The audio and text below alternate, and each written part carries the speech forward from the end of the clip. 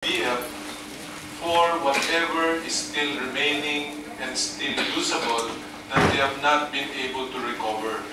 So that hopefully this will put to rest whatever they're still trying to recover from the homeowners.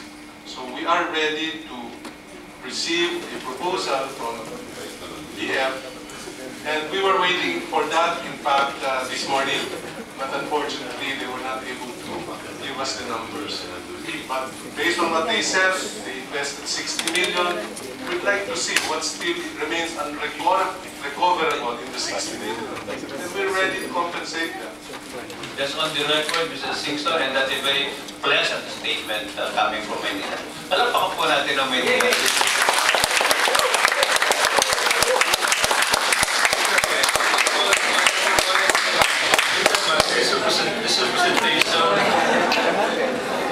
This representation is a witness to the dependability of Maynilad. I've had so many successful projects to provide water services in various areas in Paranaque, in my district.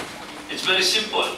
For as long as there is no judicial interference, Maynilad can deliver. That is for sure, based on my experience. And I do hope that maybe we can make an appeal. This is not going to be a motion, but just an appeal for the BF Homes Incorporated to think of the public interest at isipin nyo rin yung kalagayan ng tubig. Nakita nyo na yung mga posters nila, and I'd like to add, nakalagay doon, give us water. And I'd like to convert that into a prayer to give us this day our daily water. Thank you. Honorable Isabelis, thank you, Mr. Chair. This representation also wants to acknowledge the readiness of Maynilad to really do its job, especially in the urban poor communities. Mr. Chair, we hail we salute the efforts of Maynilad to connect water services to our underprivileged brothers and sisters in these depressed communities. Ang medyo nakapagtataka na po doon sa mga communities namin kung saan pa yung mga nakapag-aral at mga merong yung mga the more privileged sectors of our society, pamatindi yung away tungkol sa very vital, very basic commodity like water. I think yung point ni Congressman Barsagan on the urgency, kumbaga yung motion which I duly seconded ni Congressman Golez concerning the Cease and Desist Order, in the light of the importance of water, talagang dapat immediately executory yun, pending appeal. The parties are not blocked or prevented from taking pursuing other legal remedies in court. Pwede naman nilang habulin yung damages later. But as far as water is concerned, I think it is unthinkable for anybody to prevent water from going to the consumers. Yun nga, kaya nagtataka kami bakit nahirapan pa, lalo na sa mga so-called educated sectors of our society, doon sa mga gated subdivisions. O sino pa yung mga nag-aral ng mabuti, dyan pa tayo intense yung conflict dyan, medyo nagtataka ako dyan. And I just received a text from BF Homes Quezon City. Pareho din yung problema nila, Mr. Chair. They're not happy with the quality of the water provided by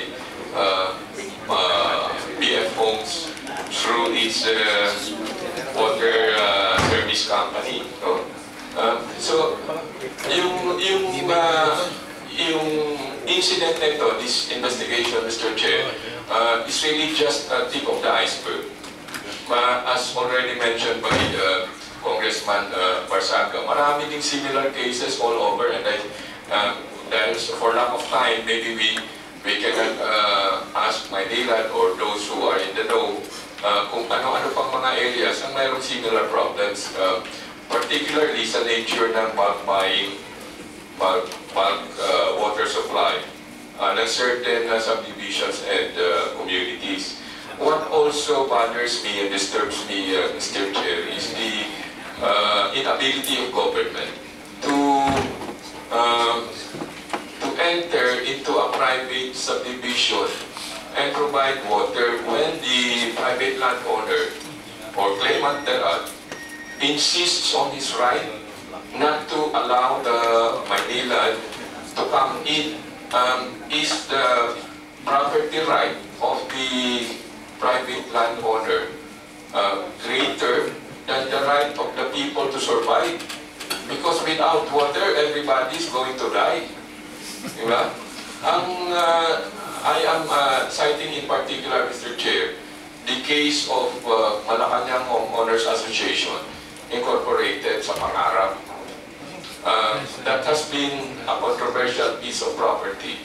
Ang lapit-lapit lang ng main line ng Maynilad, pero hindi nila malagyan ng tubig yung community dahil nag-o-oppose si Araneta. So there's something here that more than meets the eye, Mr. Chair. And I think everybody who are in power, tinatanong tayo, we in government, what are we in power and in position for if we cannot do, we cannot extend a very, very basic service to our constituents. Thank you, Mr. Chair.